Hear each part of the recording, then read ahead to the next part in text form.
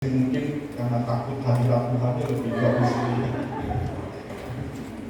Puji Tuhan, shalom, puji Tuhan, haleluya. Hari ini saya akan berkhotbah dari Kejadian pasal yang keempat ayat 1 sampai dengan ayatnya ke-8.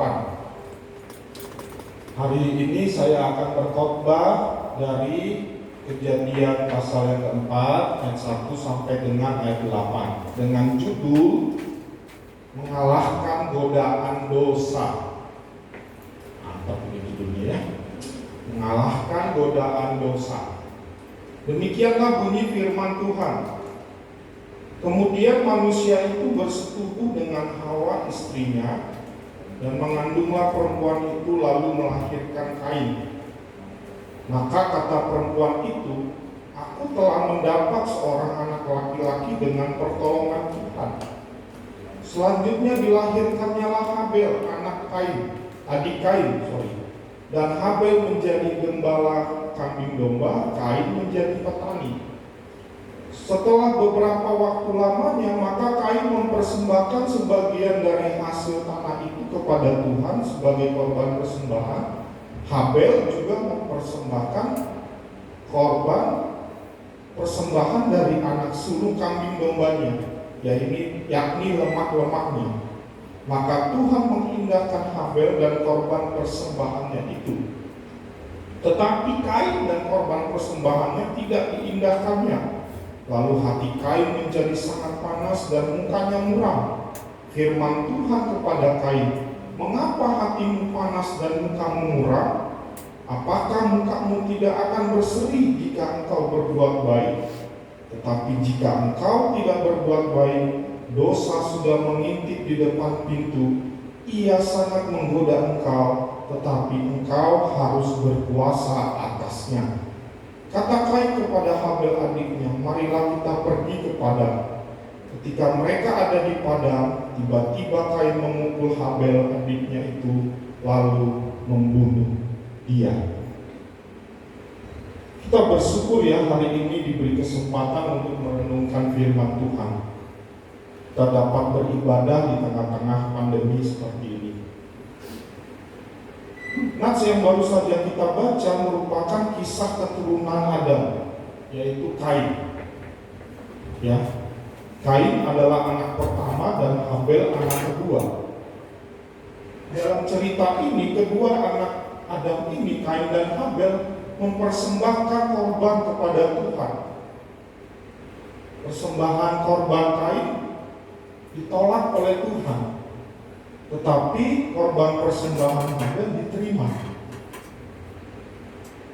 Lalu dari cerita kisah ini, Kain ini menjadi panas hatinya, menjadi iri hati, panas, mukanya muram, ya, karena saking panas hatinya, dipenuhi dengan rasa iri hati, lalu Kain membunuh Habel. Inilah tragedi pembunuhan pertama yang terjadi di bumi yang diceritakan Alkitab. Di sini Kain sebelum membunuh Habel sudah Tuhan peringatkan, Kain, mengapa hatimu panas? Mengapa hatimu muram? Apakah mukamu tidak akan berseri jika engkau berbuat baik? Jika engkau tidak berbuat baik, ingat, ada dosa sudah mengintip, dosa sudah menggoda engkau untuk engkau berbuat dosa, untuk engkau berbuat tidak baik. Tuhan sudah mengingatkan Kain supaya Kain jangan berbuat dosa. Karena kalau Kain berbuat dosa, maka akibatnya banyak, ya, akibatnya menyebabkan banyak hal. Kita lihat ya, kalau kita melihat Kejadian pasal yang ketiga, itu cerita tentang ayahnya Kain, yaitu Adam dan Hawa, ayah dan ibunya Kain. Mereka berbuat dosa. Ya, akhirnya banyak sekali hal-hal yang membuat yang membuat Adam dan Hawa menanggung akibat dari dosa yang mereka lakukan. Ya, Jadi penekanannya di sini, Tuhan mau supaya Kain dapat mengalahkan godaan dosa. Tuhan mau supaya Kain tidak mengikuti godaan dosa, provokasi dosa, supaya Kain dapat menaklukkannya, supaya Kain dapat mengalahkannya. Dan saya ulangi ya, ayat yang ke-7 ya, bagian B.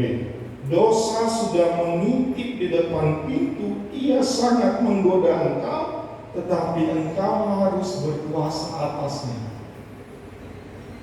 Ini kerinduan Tuhan kepada Kain. Ini yang Tuhan mau kepada Kain, supaya Kain jangan mengulangi perbuatan dosa ayah dan ibunya. Ya. Supaya Kain mengikuti kehendak Tuhan, mengikuti perintah Tuhan.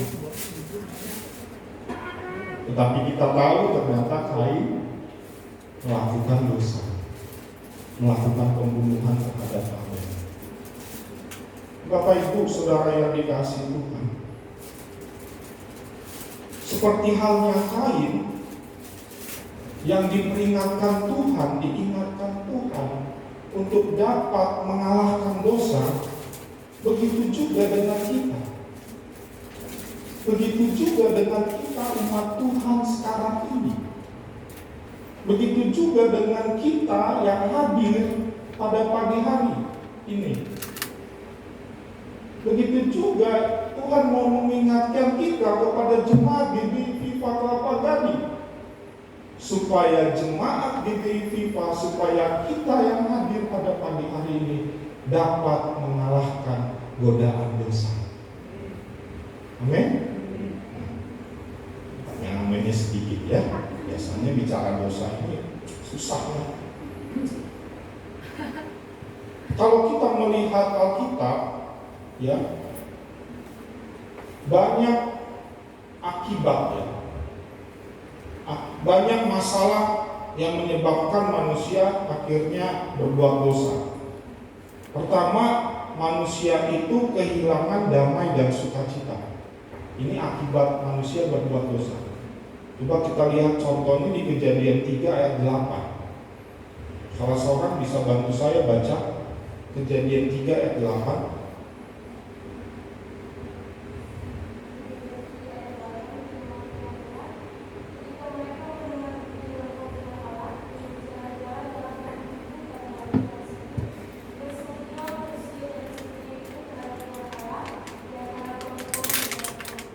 Ya, manusia kehilangan damai dan sukacita. Manusia menjadi takut. Biasa Adam dan Hawa itu bertemu dengan Tuhan muka dengan muka, ngobrol. Tapi ketika manusia jatuh ke dalam dosa, manusia sembunyi. Manusia takut. Dia kehilangan damai dan sukacita. Apalagi akibat-akibat dosa ini. Manusia menyebabkan manusia mengalami kesakitan dan penderitaan. Kejadian 3 ayat 16. Firman-Nya kepada perempuan itu, susah payahmu waktu mengandung akan kubuat sangat banyak. Dengan kesakitan engkau akan melahirkan anakmu, namun engkau akan berahi kepada suamimu dan ia akan berkuasa atasmu. Manusia mengalami penderitaan, manusia mengalami kesakitan. Apalagi manusia putus persekutuan dengan Tuhan. Ya, akibat dosa hubungan manusia dengan Tuhan terputus dan manusia merugikan orang lain. Nah, ini akibat-akibat dosa ya, kalau kita pelajari di dalam Alkitab. Supaya kita memahami, kita mengerti berbagai akibat dari dosa itu. Sehingga akibat dari dosa itu menyadarkan kita, mengingatkan kita betapa pentingnya kita harus mengalahkan godaan dosa itu. Tadi ada berapa ya? 5. Kehilangan damai dan sukacita, manusia mengalami kesakitan dan penderitaan, manusia mengalami kemiskinan. Tadi saya belum jelaskan ya, Kejadian 3 17-19. Manusia putus persekutuan dengan Tuhan, manusia merugikan orang lain. Berbagai akibat dosa ini, sekali lagi saya ulangi, akan mengingatkan dan menyadarkan kita betapa pentingnya kita mengalahkan godaan dosa. Kita seharusnya mampu mengalahkan dosa itu. Kita seharusnya mampu mengalahkan godaan dosa itu. Yang jadi pertanyaan yang perlu kita renungkan pada pagi hari ini, bagaimana kita seharusnya mampu mengalahkan dosa itu? Ya, ini yang mau kita pelajari, kita mau renungkan pagi hari ini, kurang lebih 3 jam.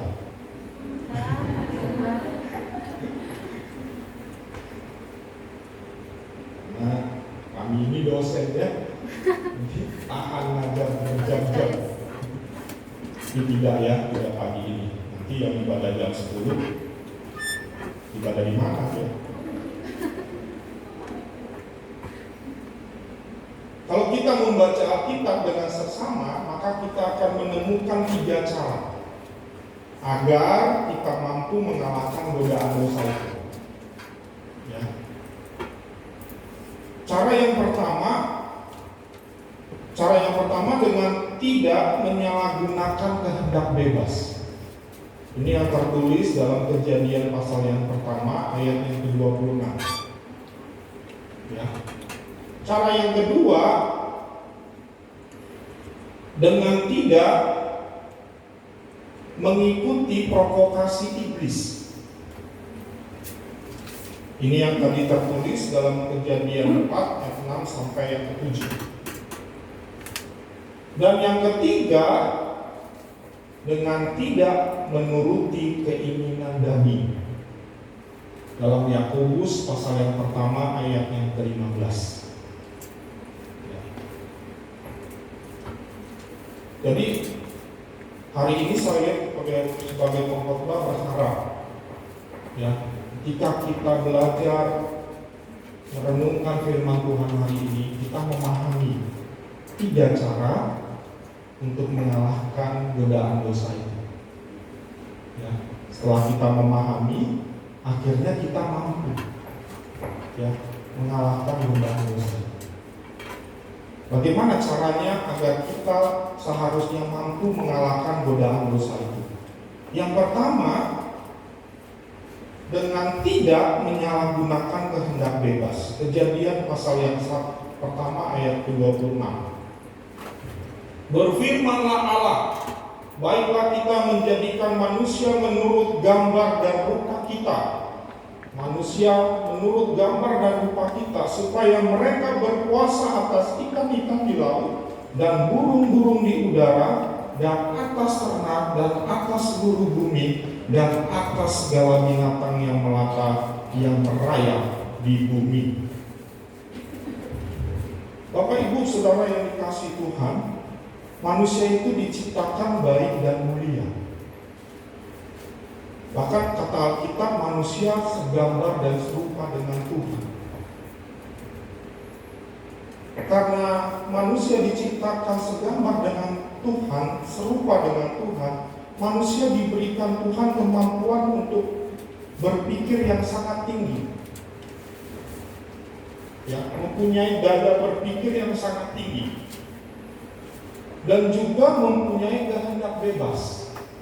Punya free will. Dalam bahasa Sundanya, saya Inggris ya. Soalnya saya lihat udah mulai ngantuk ya. Ada free will, ada kehendak bebas, ya. Jadi kalau saya khotbah itu biasanya saya perhatikan jemaat pertama begini tegak, lalu begini, lalu begini, lalu akhirnya turun naiknya tetap.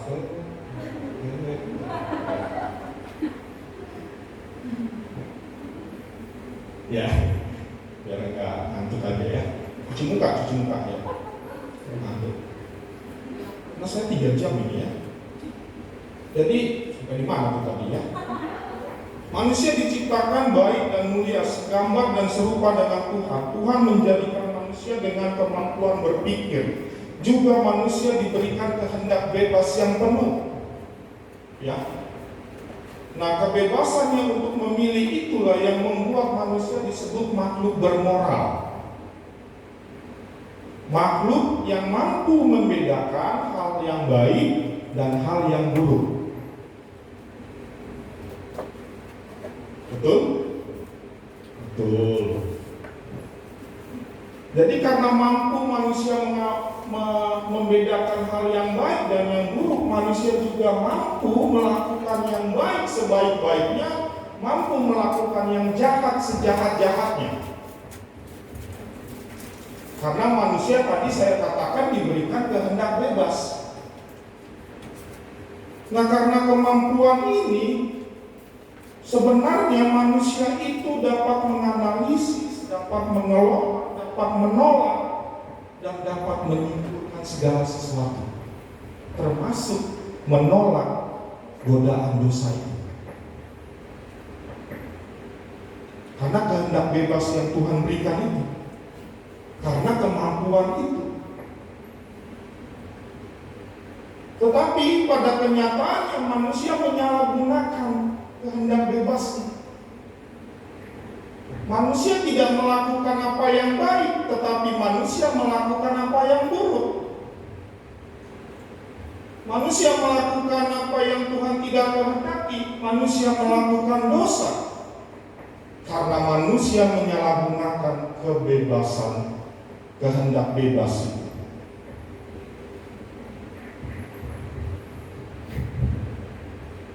Jadi sebenarnya manusia itu bisa sempurna kan? Bisa, saya katakan bisa. Kan di TV-TV bilang kesempurnaan hanyalah milik Tuhan. Enggak, kesempurnaan itu milik manusia.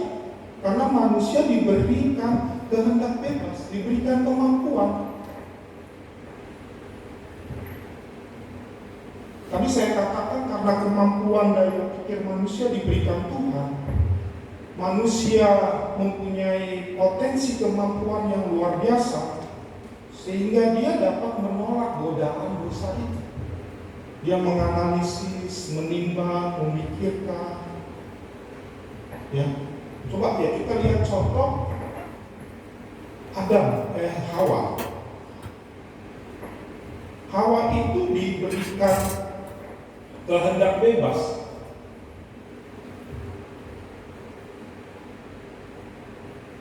Dia dapat memilih memakan buah itu atau tidak memakannya. Memakan buah itu jahat, dosa. Tidak memakan buah itu dosa. Tidak memakan baik, memakan jahat.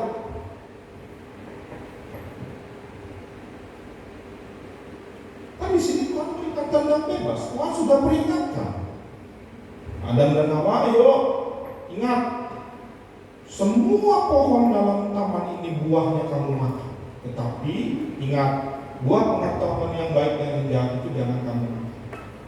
Tuhan sudah peringatkan. Dan dia apelnya kayaknya bagus nih. Kan kalau di gambar-gambar sekolah minggu kan kayak apel ya. Buahnya bagus. Makan ya. Makan ya. Gak makan.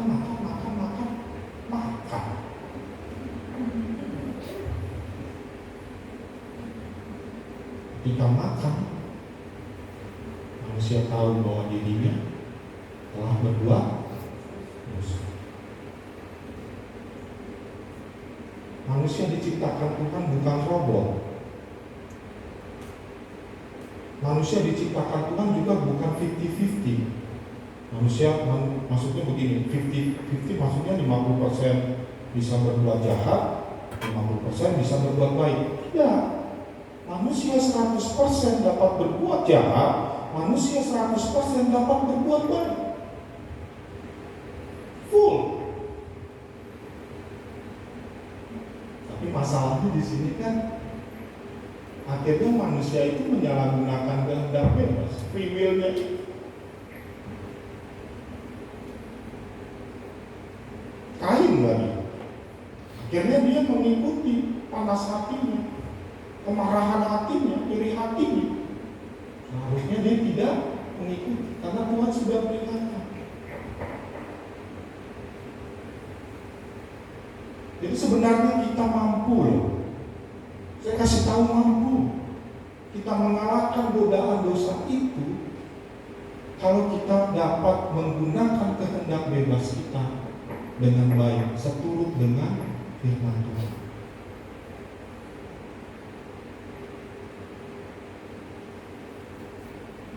Amin. Cara yang kedua, bagaimana kita seharusnya mampu mengalahkan godaan dosa itu. Cara yang kedua, dengan tidak mengikuti provokasi iblis. Ya, kita lihat lagi ayat yang tadi. Ya. Ayat yang ke-7 ya. Bagian B. Dosa sudah mengintip di depan pintu, ia sangat menggoda engkau, tetapi engkau harus berkuasa atasnya. Iblis pada mulanya memang adalah seorang malaikat.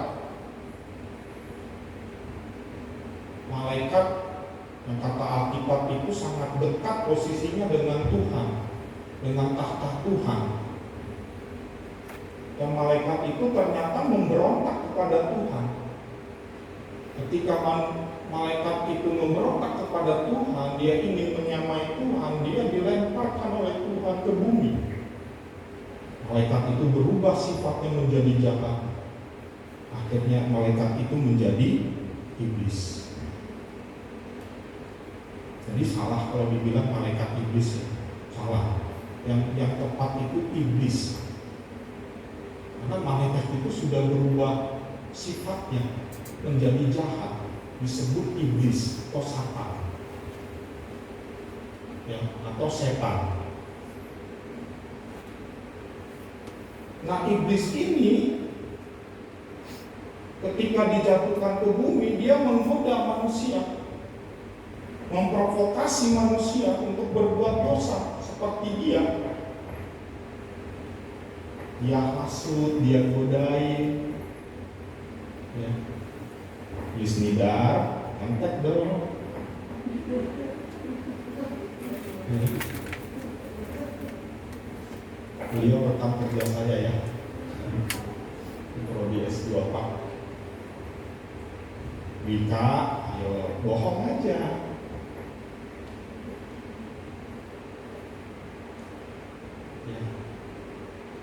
Jadi iblis itu memprovokasi, menghasut, menggoda manusia itu supaya berbuat dosa. Perlu diketahui ya Bapak Ibu Saudara, iblis tidak akan bisa memaksakan kehendaknya. Karena manusia itu punya kehendak bebas. Dia nggak bisa paksa manusia itu melakukan dosa, enggak ada wewenang, enggak ada otoritas Tuhan, mana ayat itu. Tetapi iblis itu berkuasa untuk menggoda, menghasut manusia itu, supaya manusia itu melakukan dosa. Manusia itu digoda untuk berbuat dosa. Sekarang manusia itu mau atau enggak? Ada dua contoh di Alkitab yang saya temukan. Bapak Ibu Saudara bisa menemukan berapa banyak contoh. Itu pribadi Yusuf. Yusuf itu adalah kata Alkitab sangat elok rupanya, ganteng, imut, kayak saya. Saya mah Amit ya, bukan imut ya. Dulu istri saya waktu kami pacaran saya dibilang imut. Sekarang dibilang Amit. Amit ya.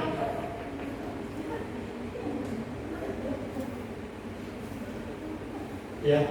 Jadi Yusuf ini kita tahu ceritanya dia digoda oleh istrinya Potifar. Namanya siapa? Nyonya Ponti, ya. Yang disebutkan dalam Alkitab nama istrinya Potifar itu. Iblis memakai istrinya Potifar untuk menggoda Yusuf. Ayo dong, kita melakukan perzinahan. Tetapi Yusuf, apa dalam Alkitab? Lari. Dia tolak godaan itu. Tapi kalau Yusuf zaman sekarang, lari juga, tapi lari menutup pintu. Jangan ketahuan. Siapa di sini namanya Yusuf? Nggak ada ya? Tapi Yusuf menggunakan kehendak bebasnya. Yusuf tidak menuruti provokasi iblis. Maka Yusuf dikenang oleh Tuhan, diberkati oleh Tuhan, disertai Tuhan menjadi Perdana Menteri Mesir.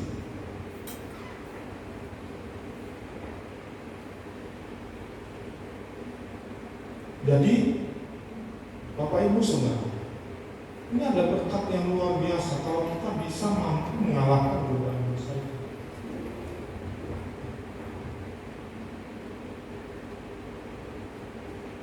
Karena kemampuan manusia untuk berbuat dosa dan kemampuan manusia untuk berbuat baik, dan juga tidak mengikuti provokasi iblis. Satu lagi pribadi yang luar biasa dan sangat luar biasa yang tidak mengikuti provokasi iblis, yaitu Yesus. Matius 4 ayat 1 sampai 11, Yesus digoda oleh iblis, dicobai oleh iblis di padang gurun. 40 hari 40 malam Yesus berpuasa, pasti dia lapar sebagai manusia, digoda iblis. Ayo, ubahlah batu ini menjadi roti. Untung yang digoda bukan saya. Kalau saya, pasti saya langsung ubah itu batu itu menjadi roti. Karena saya nggak tahan lapar. Tapi tidak dengan Yesus. Dia tidak mengikuti provokasi iblis.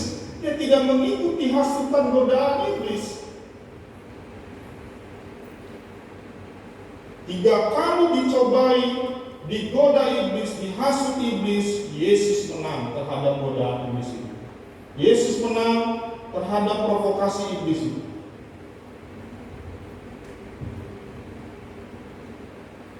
Sekarang gilirannya kita bisa menang. Wah, saya salah lagi Pak Pendeta. Dosa itu jatuh lagi saya.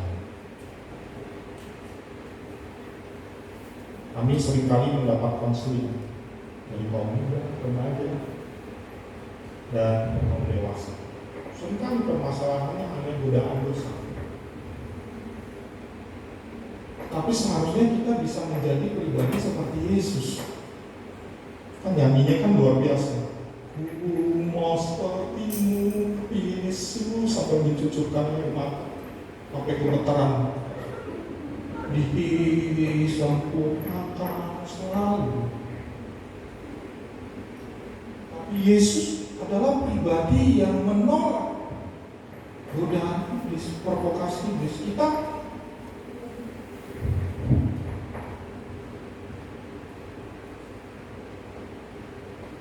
Jadi kita seharusnya menjadi pribadi yang tidak mengikuti provokasi iblis seperti Yesus, seperti Yusuf, dan kita bisa dapat hidup kudus di hadapan Tuhan. Gak ada yang bilang amennya mesti dipancing-pancing. Amen gitu. Yang ketiga, yang terakhir, senang ya kalau udah yang terakhir. Tadi mata Mevika tertutup, sekarang cara yang ketiga, bagaimana kita seharusnya mampu mengalahkan dosa itu. Cara yang ketiga, dengan tidak menuruti keinginan daging. Mari kita baca Yakobus 1 ayat 15. Surat Yakobus ada di Perjanjian Baru atau Perjanjian Lama? Bagus. Ada yang bilang di luar perjanjian, Pak. Tambah kacau. Yakobus 1 ayat 15. Tetapi tiap-tiap orang dicobai oleh keinginannya sendiri. Lihat nih ya, dicobai oleh keinginannya sendiri. Keinginan daging di sini disebutnya, dimaksud. Karena ia diseret dan dipikat olehnya. Nah, keinginannya itu, keinginan dagingnya itu diseret. Wah, ini paham juga ya. Diseret, dipikat olehnya. Dan apabila keinginan itu telah dibuahi, ia melahirkan dosa. Dan apabila dosa itu sudah matang, ia melahirkan maut.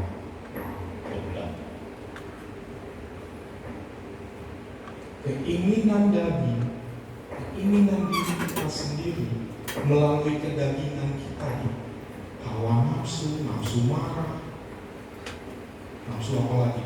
Nafsu pengen mukul, nafsu pengen ngata-ngatain, nafsu pengen jelek-jelekin pada orang yang udah jelek. Kasihan kan? Orang yang udah jelek-jelek. Ya, pengen fitnah, pengen bohong. Keinginan nih, keinginan diri kita nih. Daging kita nih. Lihat nih, perbuatan daging. Galatia 5 ayat 22.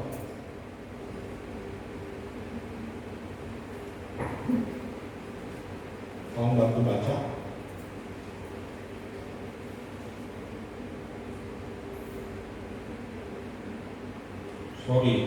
Galatia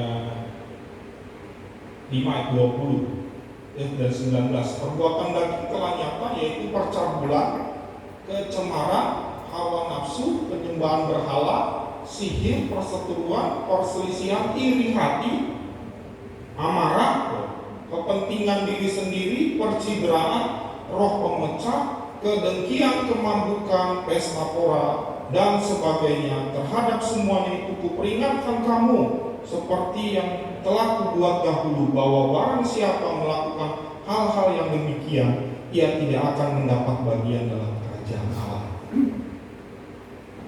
Ya, tadi keinginan daging diseret, dipikat, lalu dibuahi menjadi dosa. Dosa itu sudah matang, lalu melahirkan maut.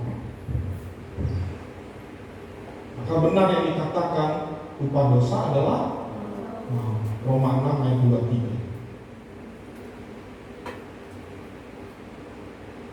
Dan akibatnya dari dosa kita tahu, kita tidak mengalami kehidupan yang kekal, tetapi maut.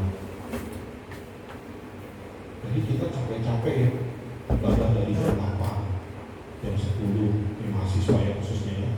Terus ibadah lagi jam 5. Benar gak? 3 kali saya. Jadi kamu ibadahnya 3 kali. Hebat saya bilang, lebih dari pendeta.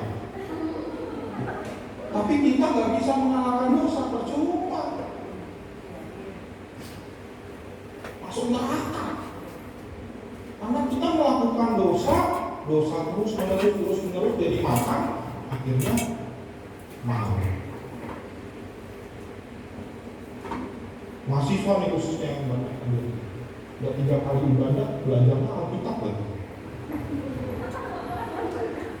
Dengan sampai Jumat.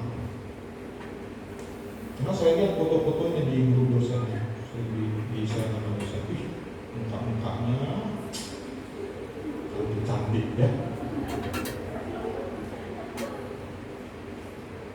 Ya walaupun hari ini saya sedikit bercanda, tetapi ada penekanan supaya kita sebagai orang Kristen, orang percaya, kita mampu mengalahkan godaan dosa ini. Dengan cara yang pertama tadi apa? Gak lupa. Tolong Pak Yohanes, mahasiswanya nggak usah diwisuda ya. Ngaruh lagi saya. Pertama apa tadi? Dengan tidak apa? Dengan tidak menyalahgunakan kehendak bebas. Yang kedua, dengan tidak mengikuti provokasi iblis. Yang ketiga, dengan tidak mengikuti keturunan. Dengan tidak mengikuti keinginan daging. Demikianlah firman Tuhan kita hari ini. Kiranya Tuhan memberkati kita semua. Amin.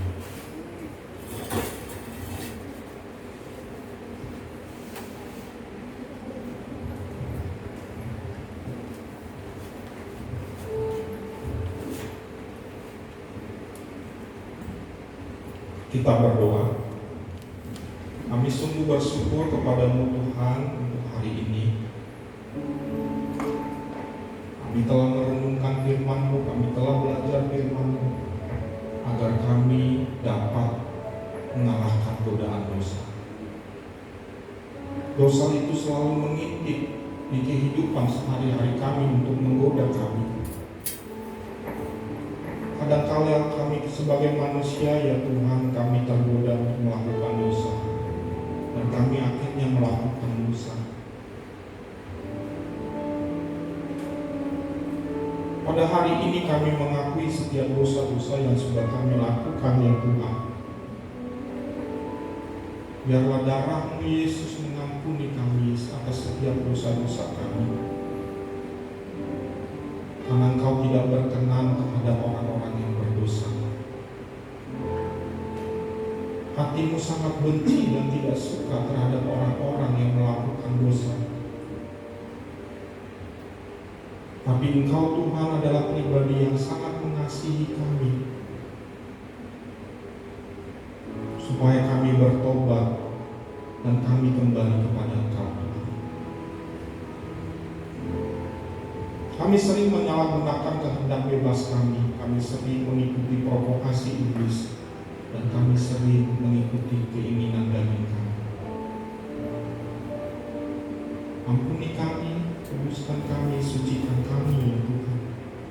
Dan berikanlah kami kemampuan oleh-Mu, Roh Kudus, untuk kami bisa mengalahkan godaan-godaan dosa itu.